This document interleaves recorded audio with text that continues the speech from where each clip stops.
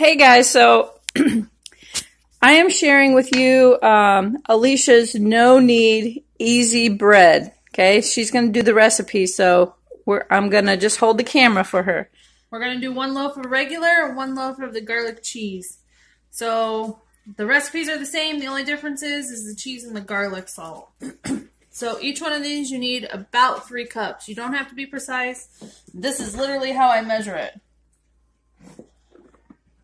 Okay, then you're going to put in 12 to 13 ounces of hot water. I use the hottest that I can get because my bowl's cold and I keep my yeast in the fridge.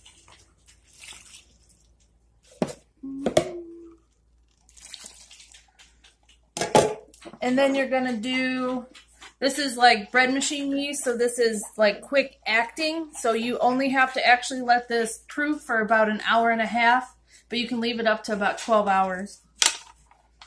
And then I do like a heaping teaspoon. So it's like a teaspoon and a quarter.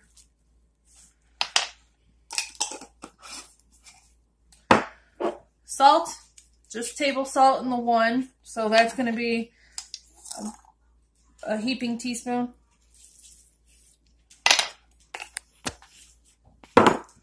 Same thing with the garlic salt.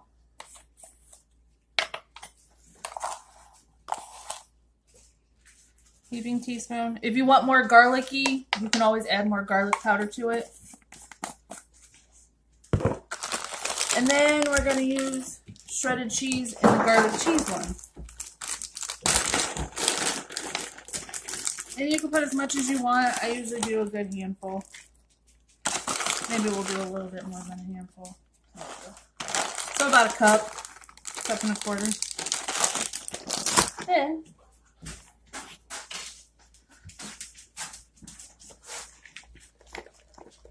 I use the back of, like, the bottom of a wooden spoon. This one's plastic, so it doesn't stick. But I use this because then you don't have to worry about everything sticking to the top.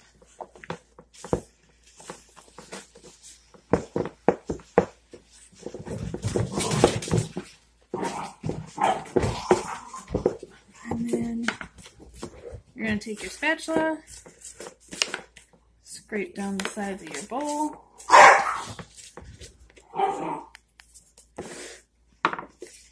And give her 1 more good stir up, and that's done.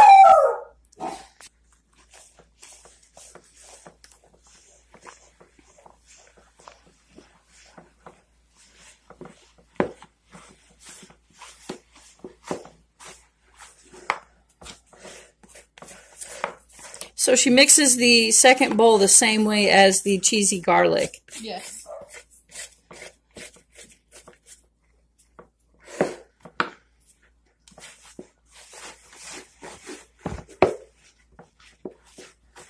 Now, when you see that it forms a ball and it comes off of the sides, you know that it's mixed well enough. You don't need to overmix it. Just mix it until it's all combined.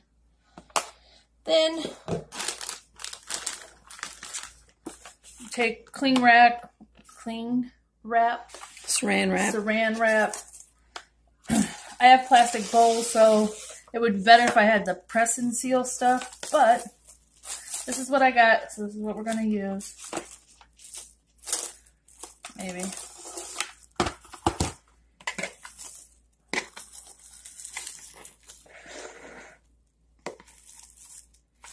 And you want to make sure that it covers both sides.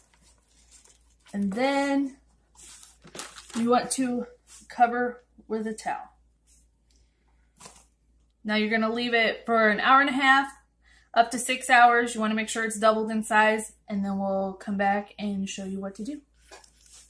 Stay tuned, guys.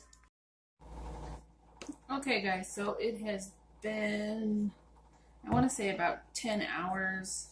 I took a nap, and now I'm going to finish off the bread. So what you need for the last step is cast iron skillet, some flour, and some olive oil. So you want to make sure that you put a good amount of flour on your surface that you're going to work with. Spread it out. I know it looks like a lot, but it's not, because we're not going to knead it. So you need it to make the dough soft.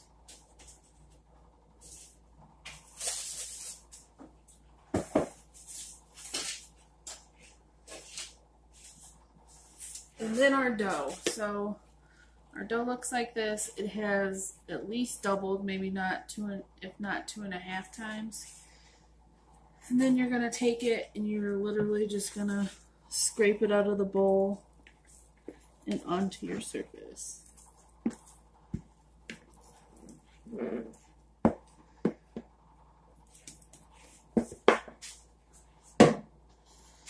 Now I take my flour and I sprinkle it on top, pat it in there, and then I have a bench scraper and I just turn it over.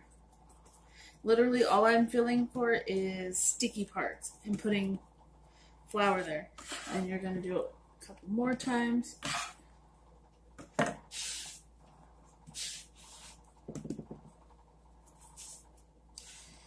And then what I do, this is pretty much all the kneading that I do.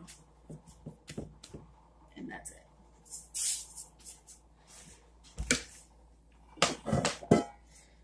Then I got my cast iron skillet. This is, I want to say an 8-inch. My other one that I'm going to use is a 10-inch. So it doesn't really matter what size you use.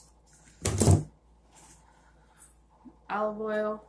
Or you can use melted butter, but I feel like this actually gives a better crust. So I put about a teaspoon in the bottom. I got a silicone spreader. I'm going to spread it around. I put it all the way up the sides because it will expand all the way to the sides. And then you just put this into here. Flatten it out a little bit. If you want to make marks on it, you can make marks. I don't. And then I'm going to put some on the top and spread it around so that it crisps up on the top.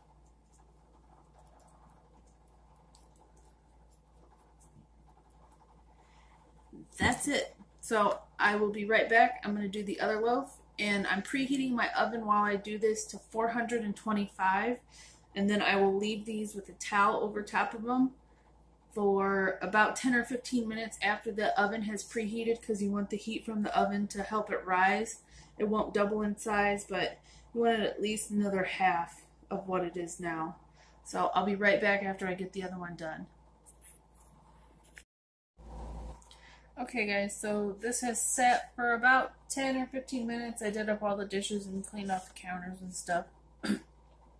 But see how like there's a line right here and in the back? So when this bakes, it's not going to be one big like loaf that's like perfect like you would get from the bakery. So there's going to be a line here. If you don't want that line, when you go to incorporate your flour when it's sticky, knead it a couple more times until you don't see like any more lines and it's like a smooth type of ball. But this doesn't really bother me because we'll cut it this way and then cut it this way. So these are okay, and I'm going to put these in the oven. They need to bake for 40 to 45 minutes. And then I will come back and I'll show you what they look like and what sound you're going to look for when they are done. Okay guys, so it's been about 40, maybe 45 minutes. If you make 2 of them though, you got to remember it's probably going to take longer because there's 2 pans. So let's see what we got.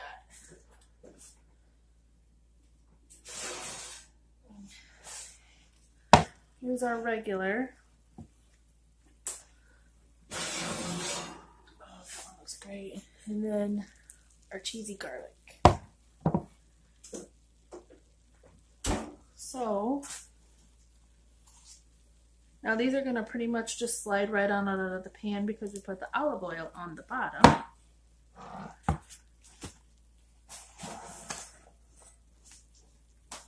Okay.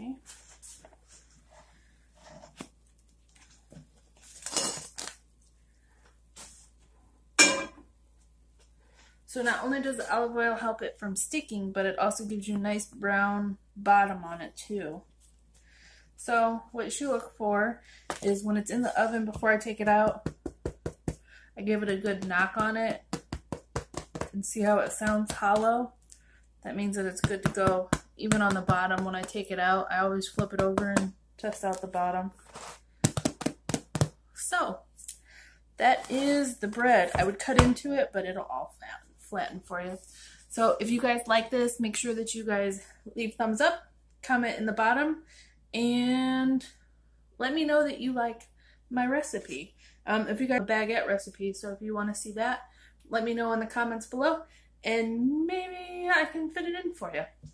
So have a great time, or have a great night, day, weekend, whatever it is for you, and we'll see you next time.